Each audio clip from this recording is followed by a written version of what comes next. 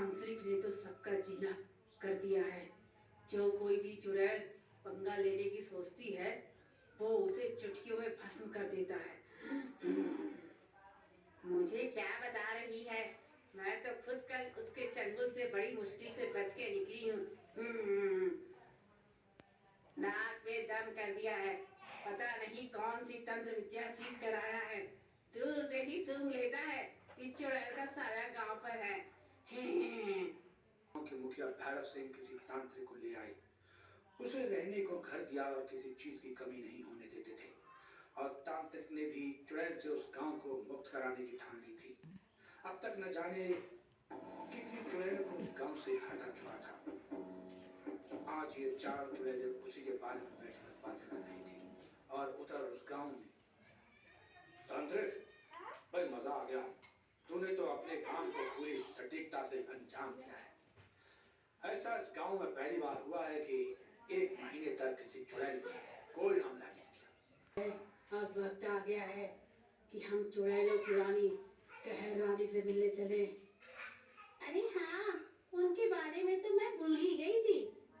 हाँ हाँ चलो, हम सब मिलकर कहर रानी के पास चलते हैं। होकर पहाड़ों के पास एक बड़ी सी गुफा के आगे जाकर रुक जाता है। अरे बाप रे, इस गुफा का मुंह तो कितना बड़ा है। दरवाजा देख कर ही तुम्हारी आंखें फटी की फटी रह गई। तो सोचो, तुम कहर रानी को देखोगी तो कैसा होगा। और तभी गुफा का दरवाजा खुलता है। अंदर भवंतर की तरह हवा चल रही थी। ये और कुछ नहीं, कहर रानी ने अपनी सांस खींचकर गुफा का दरवाजा खोला था। जैसे ही चारों चुड़ैल गुफा के अंदर पहुंचती हैं तो देखती हैं एक विशालकाय चुड़ैल जिसकी लंबाई 40 फीट थी, जिसकी बड़ी बड़ी लाल आंखें थी, जिसके सर पर दो बड़े बड़े सींग थे, उसके हाथ बहुत बड़े बड़े और नाखून तो इतने बड़े थे कि एक ही बारी में किसी के शरीर के अंदर घुस जाए तो दो टुकड़े कर दे। तुम लोगों को आज क्या जरूरत आन पड़ी जो तुमने मेरा दरवाजा खटखटाया। तुम्हें पता है ना कि जब एक बार जो मैं दरवाजे को खोलती हूँ तो फिर मुझे हजारों की संख्या में लोगों को खाने का मन करता है। आप तो इस गुफा का दरवाजा बंद करके बैठ गई हो। बाहर जाके देखो, सरसपुर नामक गांव में एक तांत्रिक आया हुआ है। उसने कितनी सारी चुड़ैलों को भस्म कर दिया। आज तक किसी मेरे जैसी चुड़ैल से नहीं पड़ा। मेरे सामने इस तरह का आंसू बहाने की जरूरत नहीं है। मैं कल सुबह ही सरसपुर गांव जाती हूँ और देखती हूँ किसमें इतनी हिम्मत है जो मुझे वहां जाने से रोक ले। फिर वो चारों चुड़ैलें उम्मीद के साथ वहां से चली जाती हैं। अगले दिन गांव में सब कुछ सामान्य चल रहा था कि अचानक से ही सारे गांव में अंधेरा छा जाता है। वो विशालकाय चुड़ैल सूरज के सामने खड़ी होती है, जिसकी वजह से सूरज की रोशनी छिप जाती है और गांव में अंधेरा जैसा हो जाता है।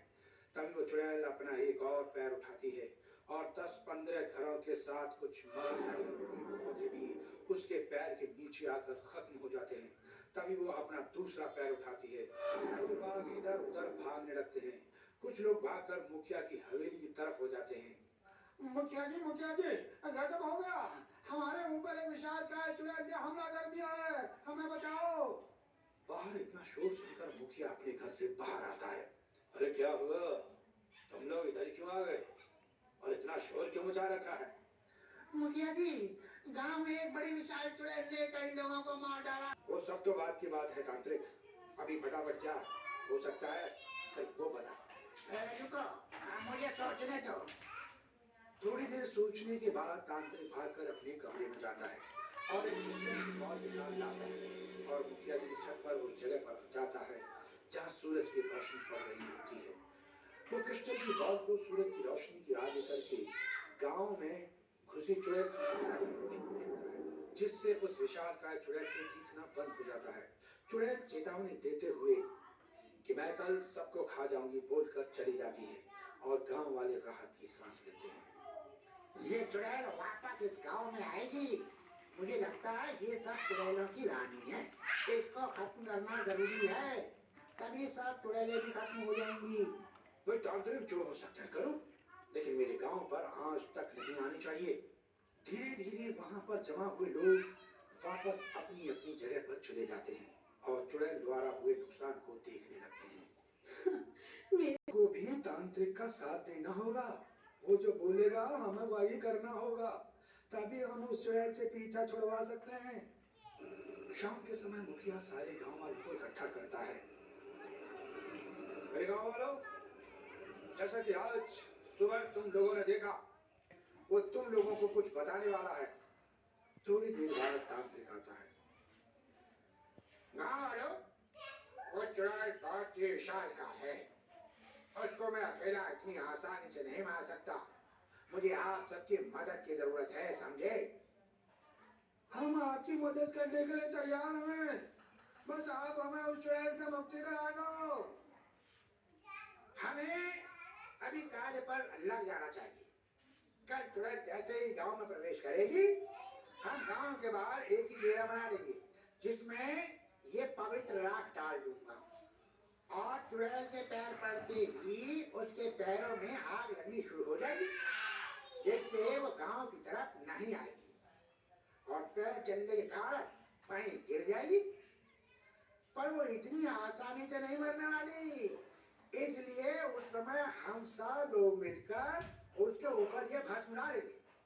उसको मारने के लिए मुझे अपनी सारी विद्या का जोर लगाना पड़ेगा। अलाना शुरू कर देते हैं। कुछ लोग बड़े बड़े सूखे पेड़ों को काटकर घेरे के आसपास लगा देते हैं। कल सुबह मैं गांव पर दोबारा हमला करूंगी और इस के बाद कहलानी के पैरों में धम धम से जमीन कांपने लगती है। गांव वाले सब एक दूसरे का हाथ पकड़कर बैठे होते हैं।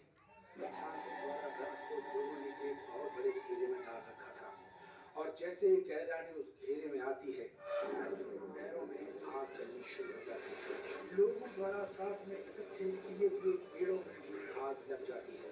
कहलानी के पैरों में आग लग जाती है और वो इतनी भयानक तरीके से जलने लगती है और धम से एक अब सारे गांव वाले तांत्रिक द्वारा की गई राख को उस चुड़ैल के ऊपर डाल देते हैं, जिससे वो चुड़ैल बहुत बुरी तरह चलने लगती है और डरावनी डरावनी आवाजें निकालती है। तांत्रिक अपना पूरा बल का प्रयोग उस विशालकाय चुड़ैल को मारने में लगा देता है और काफी देर बाद वो चुड़ैल घूम घूम कर चलने लगती है और उसके साथ ही बाकी सब चुड़ैलें भी खत्म हो जाती है। चुड़ैल के मरते ही सारे गांव में खुशी की लहर दौड़ जाती है। कुछ लोग जाकर तांत्रिक को गोद में उठा लेते हैं।